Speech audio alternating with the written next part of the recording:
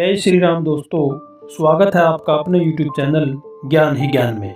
दोस्तों, शास्त्रों पुराणों में बताया गया है कि मनुष्य धरती पर रहकर जो भी अच्छे या बुरे कर्म करता है उन सभी कर्मों का लेखा जोखा मृत्यु के बाद होता है और उसके अनुसार सजा और पुनर्जन्म मिलता है। ईश्वर की दृष्टि में जो अच्छे कर्म यानी आपके काम होते हैं उसे पुण्य कहा जाता है और जो बुरे कर्म होते हैं उन्हें पाप कहा जाता है। पुराणों में कई अच्छे और बुरे कर्मों के बारे में बताया गया है। गरुड़ पुराण में तो यह भी बताया गया है कि मनुष्य को अपने पाप कर्मों के कारण मृत्यु के बाद अलग अलग तरह के पापों के लिए कौन कौन सी सजाएं दी जाती हैं। गरुड़ पुराण में उल्लेख मिलता है कि मनुष्य धरती पर जो कुछ भी पाप करता है उन सभी पापों की अलग अलग सजा बारी बारी से मिलती है। यमलोक के न्याय में किसी भी पाप की सजा से बचा नहीं जा सकता।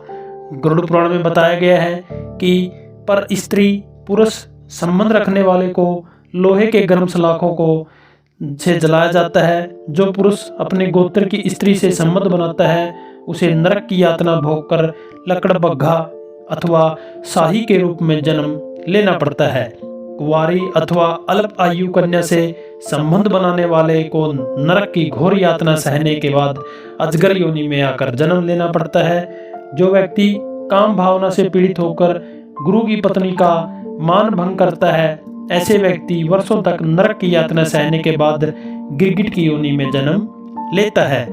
मित्र के साथ विश्वासघात करके उसकी पत्नी से संबंध बनाने वाले को यमराज गधा की योनि में जन्म देते हैं। लेकिन व्यभिचार और धोखा देने से भी एक बड़ा पाप है जिसकी सजा कठोर है।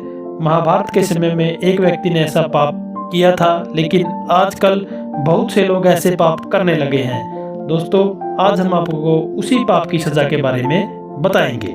भगवान श्री कृष्ण ने दृष्टि में जो सबसे बड़ा पाप है वह है भ्रूण हत्या।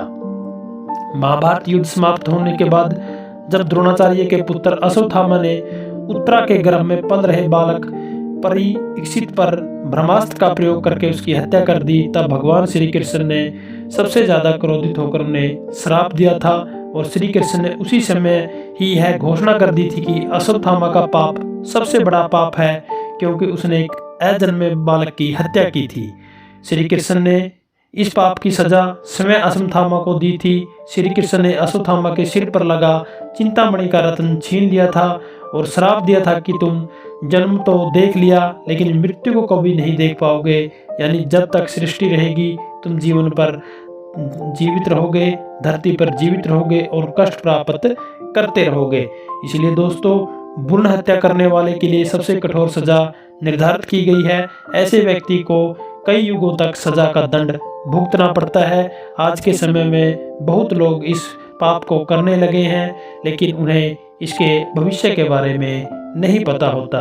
दोस्तों, आशा करता हूँ कि आप इस कथा से, इस श्राप से शिक्षा लेकर भ्रूण हत्या के खिलाफ आवाज उठाएंगे।